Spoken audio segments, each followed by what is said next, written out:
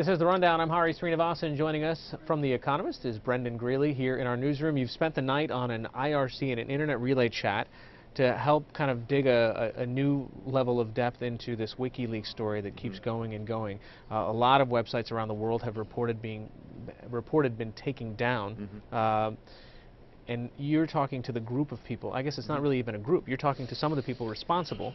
So what this is a voluntary botnet. Everybody agrees, I'm going to download the software onto my computer, and then we're all going to agree to use our computers at the same time to launch what's called a distributed denial of service attack. And basically what it does is it floods a website with so many requests, so many bogus visitors that from so many different directions that the site simply crumples under the traffic. It's like me pressing reload over and over and over It's about 1,500 of you pressing reload from 6 different locations. Got it. Yes. Right. So this series of attacks have moved on from one site to another site to another site, which have impeded WikiLeaks and Julian Assange. Yes, and now Visa and MasterCard as well. Right. Now that's where a lot more people are concerned, saying, hold on a second, I got no opinion on this WikiLeaks stuff.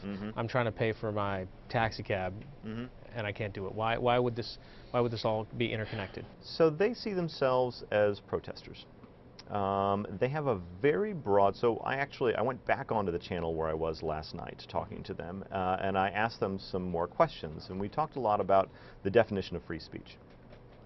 So there's an understanding of sort of what the American Constitution guarantees in free speech, which is essentially that the government can't prevent you or I from talking openly. They interpret it much more broadly, and they believe that everybody has an inalienable right to say whatever they want on any forum whatsoever.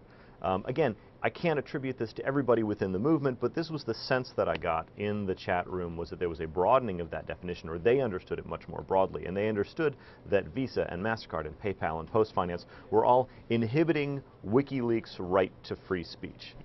In some ways, these are the very similar types of attacks that WikiLeaks' website was under for the first few days. And it also points to the difficulty of anyone, even if it were the U.S. government attempting to stop this site. It's just really difficult to shut down a website. If it's got 5,000 people who are willing to help it out, that's 3,000 sites that they can maybe set up, and that's a lot of whack-a-mole that you have to play to shut the site down. So who holds the keys inside Anonymous? There are a smaller group of self-organized leaders that can harness the power of all these volunteer computers? I think it's most interesting as sort of a model of internet governance.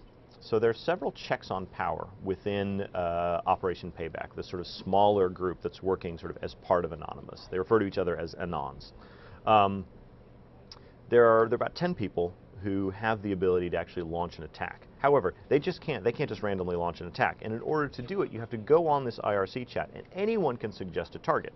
And that person then has to make a compelling case for the target, and then whoever happens to be, it's a quorum of whoever happens to be awake, can vote up or down on this target, and the sort of understood bylaws of this group are that they go with the target that everybody voted on. However, you have a check on that target, which is that if you personally do not believe that that's the right target, you can pull your own computer out of the botnet. So if somebody has not made a compelling enough case, enough people may pull their computers off of this voluntary botnet that the attack might not be nearly as effective. So it is, in fact, an amazing kind of Athenian democracy. If you forget sort of the ethics of what they're doing, place that to one side, what they've achieved is sort of this set of checks and balances that agrees in a very fluid way on what the target is. I have evidence that there are about 1,000 people who believe in free speech, and there are about 500 who are willing to put their computers where their mouths are and actually lend themselves to the botnet. And there have been as many as maybe 1,200 people involved in that botnet.